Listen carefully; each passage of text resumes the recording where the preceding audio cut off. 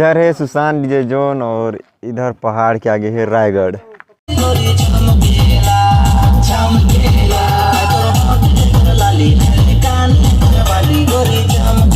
आज हम आए हैं बारात मतरिंगा पहाड़ के जस्ट नीचे। बहुत ही बेहतरीन सा नज़ारा है, बहुत ही खूबसूरत सा नज़ारा है यहाँ।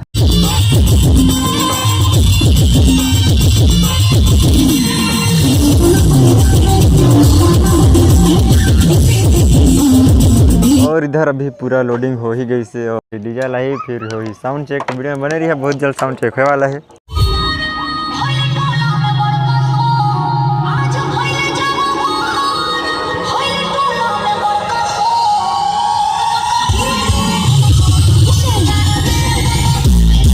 और अभी हम पहुंच गए हैं मरिया में और बहुत ही बेहतरीन लोकेशन।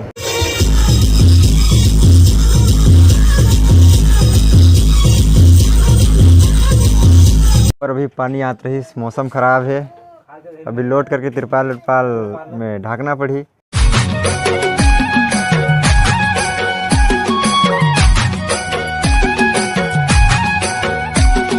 जय जोहार संगवारी हो, तो स्वागत है आप मन के अपन यूट्यूब चैनल राजा अंबिकापुरिया ब्लॉग्स में। तो आज हम आए हैं बारात और बहुत ही मज़ा वाला है आज की वीडियो में। आज हम आए हैं बारात मतरिंगा पहाड़ के जस्ट नीचे।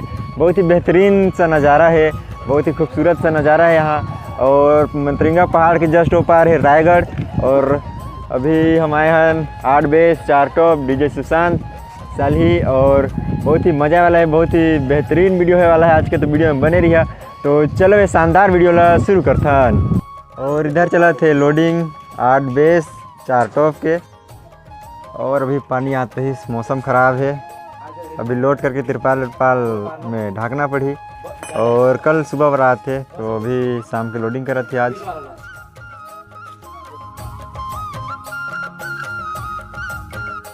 और अभी पूरा पट्टा उट्टा बांधा थे।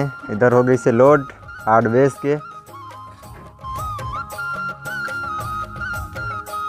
और इधर अभी पूरा लोडिंग हो ही गई से। और इधर आज के सेटअप थे 8 बेस 4 टॉप। अभी ये धुआं मशीन ले निकाल के जग डाल ही नाम प्लेट डीजे लाई फिर हो ही साउंड चेक। वीडियो में बने रही है, बहुत जल्द साउंड चेक होने वाला है।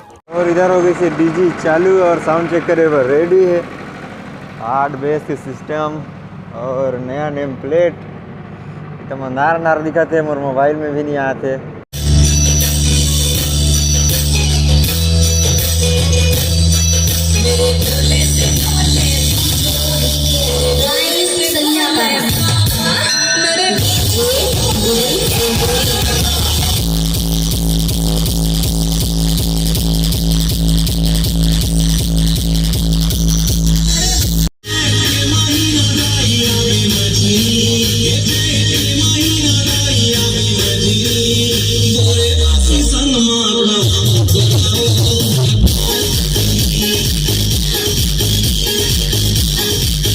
Next day.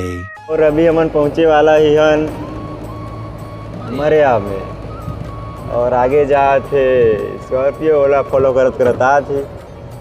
एक दो बार भुला जे रहन, बादल धुआं उठत टाइप से दिखत है सफ़ेद सफ़ेद। और आगे में है बाराती।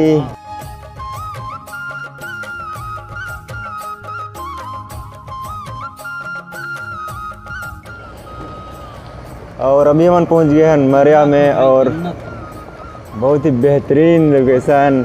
आगे में पहाड़ और पहाड़ के नीचे बस्ती। और अभी पुलिया है, मस्त नज़ारा एकदम, बहुत ही खूबसूरत। सुबह के एकदम बहुत ही खूबसूरत लगा थे बादल। और हमला जाने हैं अभी इधर आगे।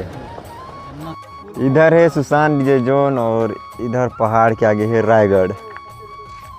और अभी हम आए हैं रायगढ़ के पास और ये पहाड़ के ऊपर रायगढ़ है।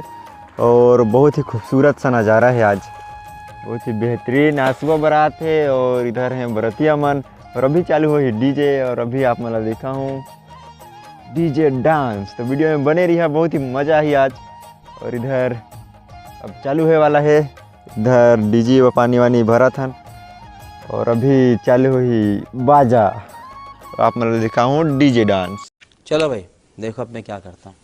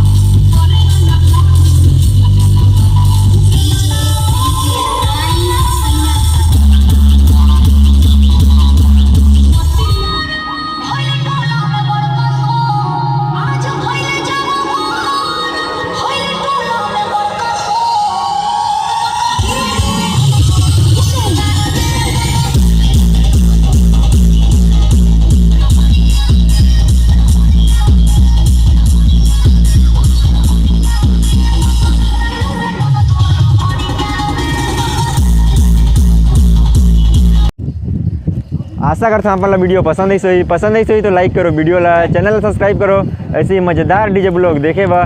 तो ठीक है, फिर मिलते हैं ना अपन से नेक्स्ट वीडियो में। तब तक के लिए जय जोहार छत्तीसगढ़, जय हिंद।